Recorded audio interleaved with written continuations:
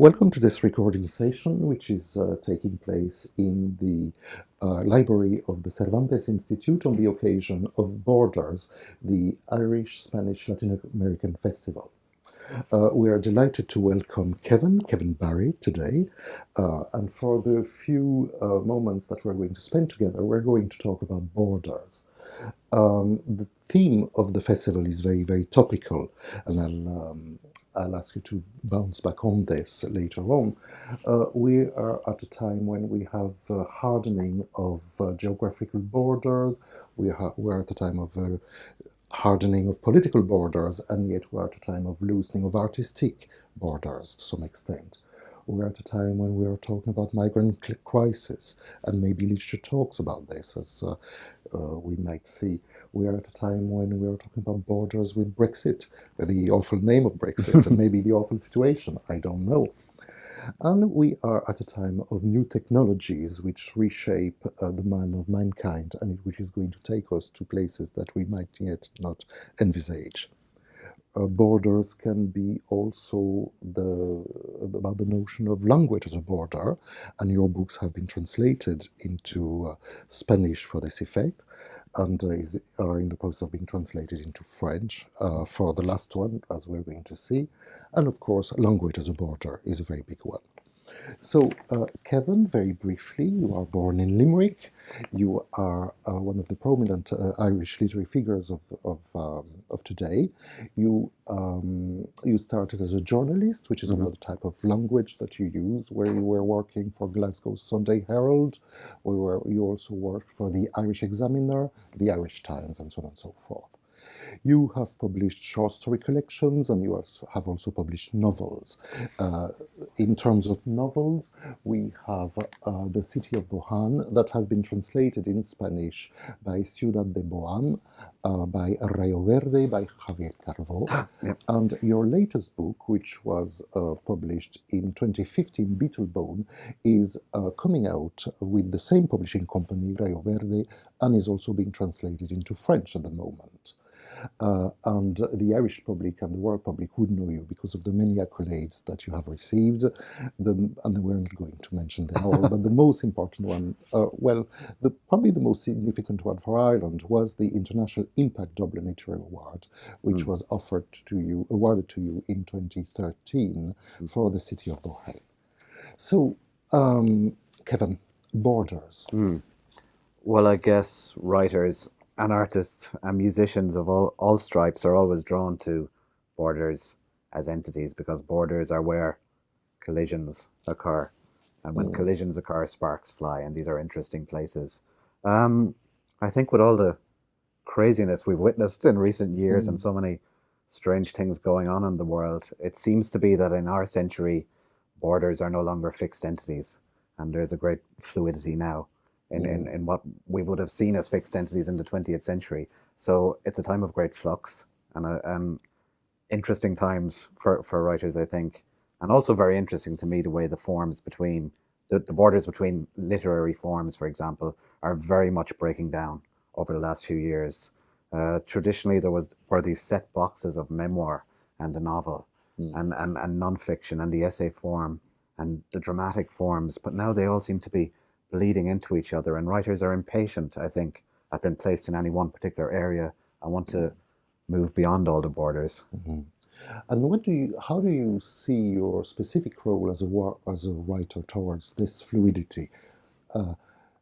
You Kevin Barry in front of fluidity and the fluidity of the world that we're in. I guess I really just feel a kind of an impatience as a writer at the moment. I don't think you ever have a very good plan as a writer for the next book, what it's going to be or how you're going to make it. Certainly with the novel Beetlebone, I felt like I was really working in the dark. It was a very difficult book.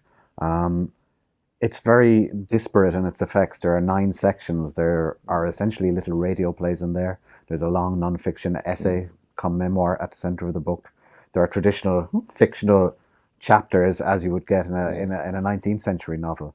And it's strange, as I should mention this because of our setting. As I went through the book, for all the contemporary joys I was having mixing various forms, I discovered it was a very old-fashioned novel, really, at heart, that it was in effect Don Quixote. Um, John is on a quest, and he's trying to get to his island, and he's trying to discover the meaning of life. And we know how that always ends up when we set out to find the meaning of life. It tends to go horribly wrong, and it does in Beetlebone. John being John Lennon. Yes. So, why did you think of John Lennon to start the book? It seemed like a good idea at the time. I thought, what a great idea to put John Lennon into my new novel. This is going to be wonderful. It's so easy. And about 3 weeks into the writing of the novel, I discovered, oh God, this is going to be very difficult, because he is such an iconic figure. It's not just any old iconic figure. And when you use a character like that in a novel, it gives you a great difficulty at the start, because so many readers are going to come to the book with an expectation of how this character should sound, because he is beloved of them. So you're giving yourself an obstacle. So it took 4 long, harrowing, and tearful years to get this novel out of my workspace in County Sligo. But it was really nice to finish it, because it meant I could go back and listen to his music again in an unself-conscious way. And I couldn't for 4 years while I was working on the book. I was constantly thinking, oh, am I doing this voice justice on the page? So now it's lovely to be able to go and listen to the White Album again and Plastic Ono Band and all those great records. Has it changed in any way then, your perspective of John Lennon after having done all your research? Yeah, like, research was a very interesting discussion for this novel, because I was afraid to do very much, because there is so much material out there on John Lennon and the Beatles, and if you open that wardrobe, the whole world, it's Pandora's box, really, forms out. So the research really, to get his voice involved, looking at lots of YouTube clips from 70s US chat shows, and just literally transcribing him sentence by sentence and trying to get an essence of that on the page. And it's very difficult, because he is very capricious in his tone. He will go from very light and charming and funny to kind of dark and paranoid and thorny within the beat of a sentence, and it's very hard to replicate that on the page. And it took lots of drafts. It's quite a short novel for a finish. It's 50,000 words, and I think I was cleaning out my shed where I work in County Sligo after finishing the novel, and I was counting up the rough drafts, and I thought, I probably wrote 400,000 words to get that 50, just cutting and cutting and cutting until I could hear something that I thought, okay, maybe this sounds just enough like him to get away with it on the page.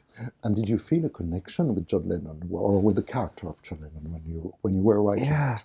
I guess, unforgivably, to use a Joycean phrase, that, you know, when you're trying to create a portrait of the artist, you have to bring everything you've got to try and get a likeness on the page. So this led to me writing a long essay at the center of the book about why I was really writing a novel about John Lennon.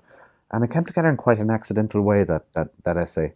I was simply gathering all my notes into one fancy new moleskin notebook that I had bought. And I found these very effortless, as I told the story straight about John Lennon buying this island in County Mayo, trying to use it as a base for primal scream exercises. As I told it straight, I found the paragraphs coming very effortlessly. And nothing in the process had been effortless up to this point. And then I found lots of emotional material from my own life coming into this essay. It's talking about what have I in common with this great artist. We both lost a parent young in life. And there were little things like that. And I thought, I have to pay attention. When the material suddenly comes effortlessly after long months and years of struggle, and suddenly it's ease, and suddenly the hand feels guided across the page, you have to pay very close attention. And it's a strange move to plonk an essay down in the middle of your novel, but I knew as soon as I started to write it that it was the emotional heart of the book, and it was very necessary to be in the middle of the book structurally. To some extent, this section, this essay, serves as an island, and delineates some sort of border within the text. Did you feel that the after of this section changed? What followed? Yeah, very much so. And the second half of the book after that, as I say, came to me much more quickly, actually, and with much greater ease. It's funny, you can struggle with a novel for years, and it's only in the last few months of it that your kind of ear is in tune to the material, and you can actually, this is a hopeful note for all aspiring novelists, you can make very big improvements very quickly at the closing period of writing novel. And it was certainly so with Beetlebone up until the day I sent it out. But it's certainly a book in which different genres and forms collide and rub up against each other, and hopefully interesting sparks form. In one of the American reviews, actually, and the reviews were generally very kind, but one review said Kevin doesn't really write novels, he writes radio plays. In lots of ways, my work is meant to be heard, I think. When I was recording the audio book for Beetlebone, it struck me that this was very much the proper culmination of the project. And you recorded the audiobook yourself? I do, yes. So you became your own reader. So you are both writer and reader at the same time. Did you discover things about the book itself while you were reading it or after you very read much, it? yeah. I've done both of my novels as audiobooks, and I've insisted that I get to read them myself. And you learn a great deal when you read your own novel from start to finish over a short period of a few days. You certainly see what you could have done better. You always come across places where you thought you just barely got it and sketched in, and actually seem to work fine when you hear them aloud. But I think always that the ear is a very useful tool, even when a project is in flux, and I use it a great deal. I perform the stuff in my shed in County Sligo. I do it aloud because the ear will get the false notes in your work much quicker than the eye will get them on the page, I think. It's very easy to read the computer screen and think, oh, it's fine, it's fine, it's fine. But as soon as you read it aloud and perform it, you hear where you're evading important stuff, I think. Another element about language is the translation. And this book is in the process of being translated. The previous book, The City of Bohan, was also translated into Spanish. How does it feel? What is the translation process, and what are your connections with the translator in Spanish in this case? Yeah, I've had lots of it varies from country to country, the amount of interaction you have with a translator, I guess. I had lots of engagement, in particular with my Catalan translator on both the novels, actually, and you can tell by the questions he's asking that it's a good translator. You can tell when the questions are good. Often you won't hear anything at all from a translator, which is kind of worrying, and you're kind of nervous.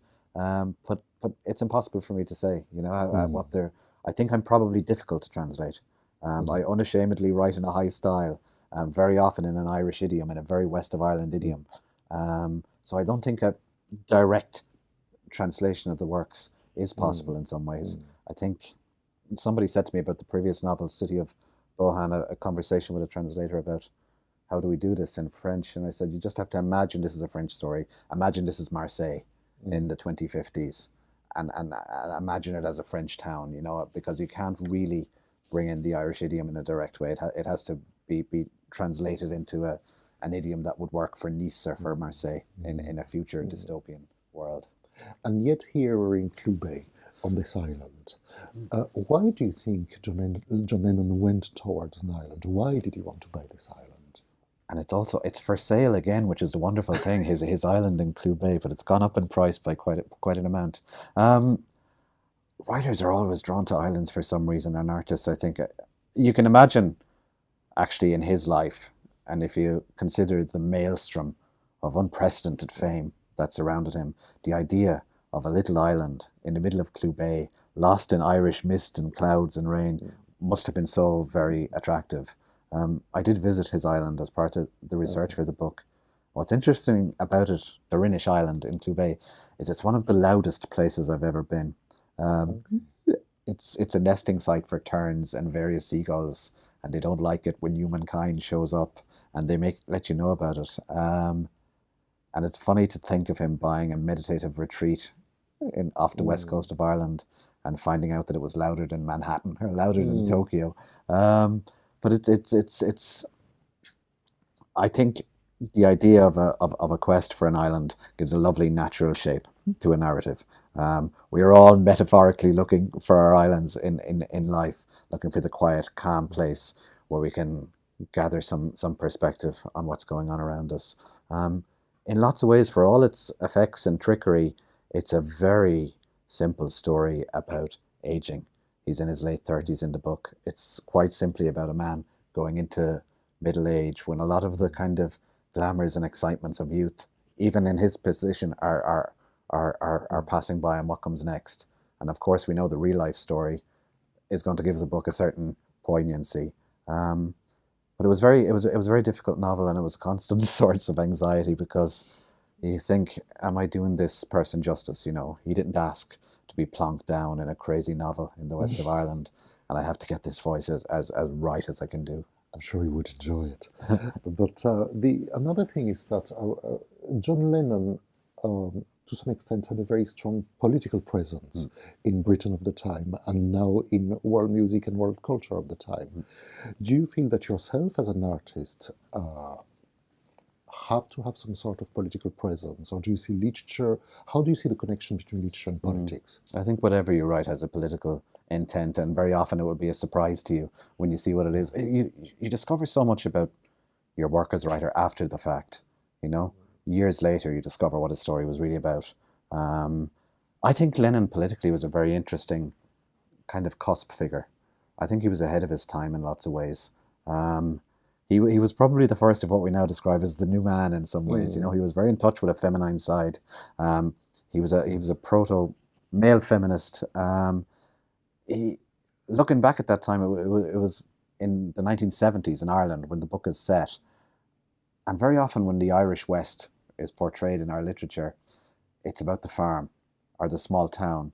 But when I was growing up in the west of Ireland in the 70s, it was full of freaks too, and hippie communes and primal screamers and streakers and all crazy things. And it was interesting to discover that Lennon had a very real, concrete role in that, and that he gave his island in the west of Ireland to a commune, to the first organised commune, a group called the Diggers. So it was very interesting to think that he had a kind of an unwritten role in the kind of radical history of the west of Ireland, and was very open to bringing new energies into such places. And I think, you know, all those people who moved to the west of Ireland in the 70s really improved it.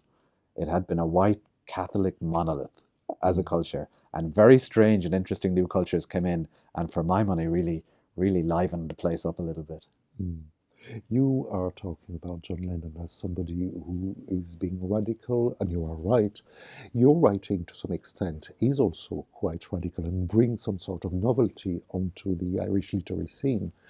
Even if you look at the way the text is being laid out on the book, the unindented paragraphs, the double spacing, the minimal punctuation as well. What effect did you want to have in doing so? I'm a typography nerd. I love the look of a text and experimenting with that. And as a book as a visual entity almost on the page, and I'm always playing with my word processing programs to see how they can work out. I wanted there with this novel, it's quite dense, you know, and it's quite a big language performance. So I wanted the reader to have a sense of space also on the page, and I wanted it to look like a long, cool drink of water as you went through. I think by the nature, it's a book a reader is going to read quite quickly in one or two sittings, maybe. Hopefully, that's the way it's designed. And I wanted just to give it a sense of kind of spaciousness as the reader moved through the book. The typography, the look of the book also reminds you of a musical score to some extent. This kind of space between all the lines and everything. So you wanted to look into John Lennon's deep consciousness. You ended up realizing yourself things about your own writing process and about your own relationship with John Lennon. At what time did you realize that your book was finished? Or when do you realize that a book is finished? A novel tends to be abandoned rather than finished, I think. I had a particular Friday in May of last year when by 3 o'clock it had to go out the door to its editors in New York and in Edinburgh, actually. And that morning I wrote a new character into the book at about 10:30, a 112-year-old woman called Margaret. And I went into the house and told my wife, oh, by the way, I just put a new character into the book. And she said, no way, you're not doing it. It's the last day. But again, it's when the year is so in tune at that late stage of a project, it can work out. And I left her in the book. She appears late on in the last few pages. And it just, when this character appeared unbidden from nowhere, who just gave John some of the meaning of life at the side of the road, it felt to me like the book was ready to go. So We are talking about finishing, and unfortunately, we do have to finish. So this concludes our interview. So thank you very, very much, Kevin, for Thank you very much. coming.